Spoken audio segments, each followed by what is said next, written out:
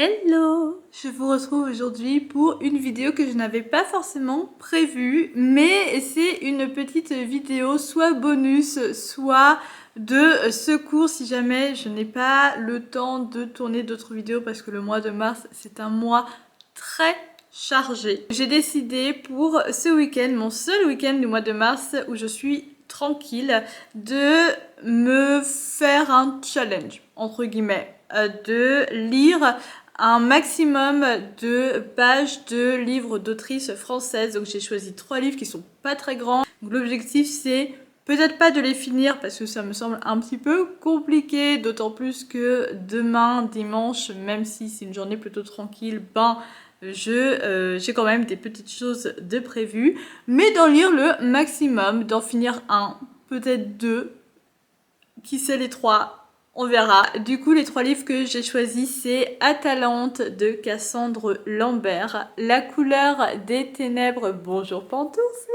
de Marine Chapane et La cité d'or de Clémence Marais. Là, on est samedi, il est 12h30, je crois, quelque chose comme ça. Et j'ai commencé à lire aux alentours de 10h, même un petit peu après, sachant que j'ai pas fait que lire pendant ces 2h30. Et j'ai déjà commencé et surtout dépassé le tiers de Atalante. Atalante, qu'est-ce que c'est? C'est une réécriture du mythe d'Atalante, le mythe grec. Je ne connais pas ce mythe, mais je sens déjà quelle sera l'issue de l'histoire. J'ai une théorie, mais je ne vais pas regarder l'histoire du mythe en détail tant que je n'aurai pas fini la duologie. Donc là, pour le moment, je lis le tome 1. Et quand le tome 2 sortira, je crois que c'est le 6 mars, c'est le 5 ou 6 mars, j'irai me l'acheter, je pense, pour pouvoir continuer. Atalante, c'est une guerrière. C'est la plus grande guerrière qui existe, en tout cas c'est comme ça qu'elle est destinée à vivre, à grandir, à évoluer. C'est une jeune femme qui a été bénie par différents dieux, dont Artémis, la déesse de la chasseresse. Et son objectif ultime, c'est de faire partie des Amazones. Ce sont ces guerrières intrépides, hyper reconnues, bien badass. Bref, vous voyez le genre. Elle va tout faire pour ça. Elle va, à un moment de sa vie, être choisie comme disciple pour Chiron, je ne sais pas comment ça se prononce, qui est le faiseur de héros, qui est un centaure, qui est immortel et qui a plein de disciples et qui en fait des héros tout simplement. Et ce centaure a déjà un disciple actuellement qui s'appelle Asclépios, qui lui n'est pas un disciple pour devenir un héros, mais enfin pas un héros guerrier plutôt, mais un héros médecin, le plus grand médecin du monde, c'est son objectif. C'est un demi-dieu, c'est le fils de Apollon. Atalante est bien destinée à devenir la plus grande guerrière du monde, mais à une condition, elle ne doit surtout pas tomber amoureuse. Je sens déjà comment ça va se finir. Du coup, là, j'en suis au tiers. J'aime beaucoup, ça se lit très vite, ça se lit tout seul. Je l'aurais largement fini aujourd'hui, vraiment. C'est très agréable à lire. C'est le premier livre de Cassandre Lambert que je lis, mais je sais qu'elle en a écrit plein. Et vraiment, c'est une plume très très agréable, très fluide.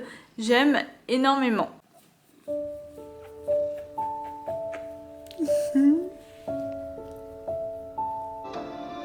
내가 없다고 해도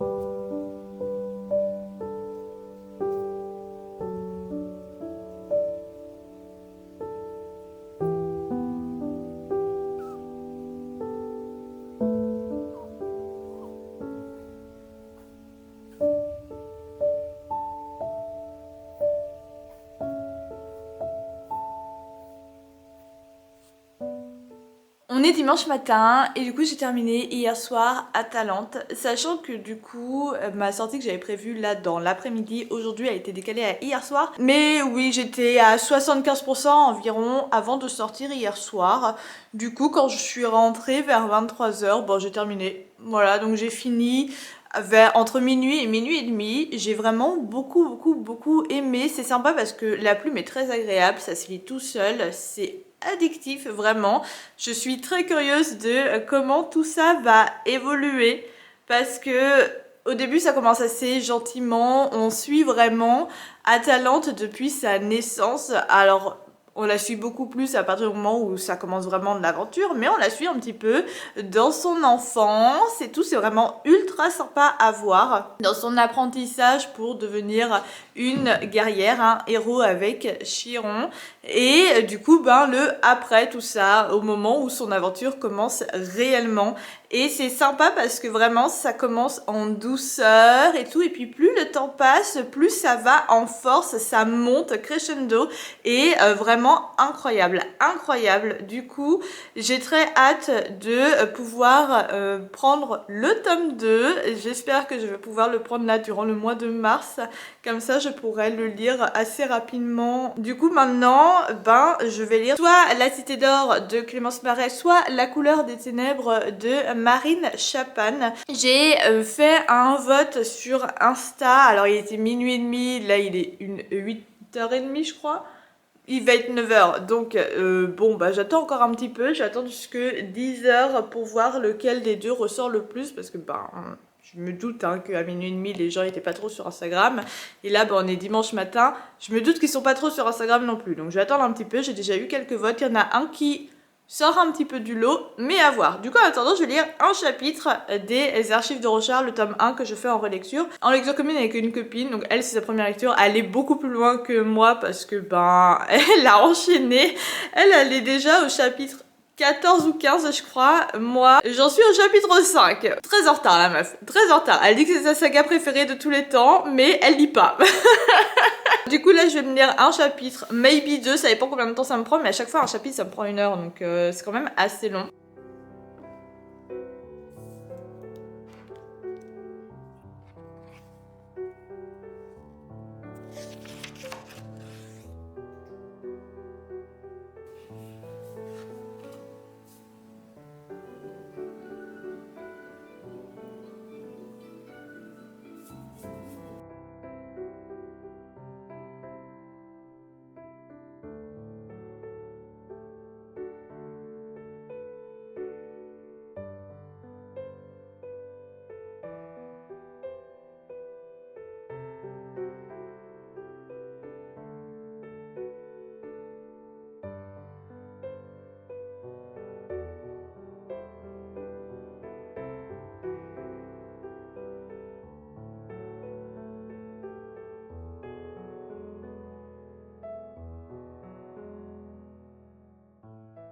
On est dimanche soir, je sais même pas quelle heure il est, 19 ou 20h, quelque chose comme ça.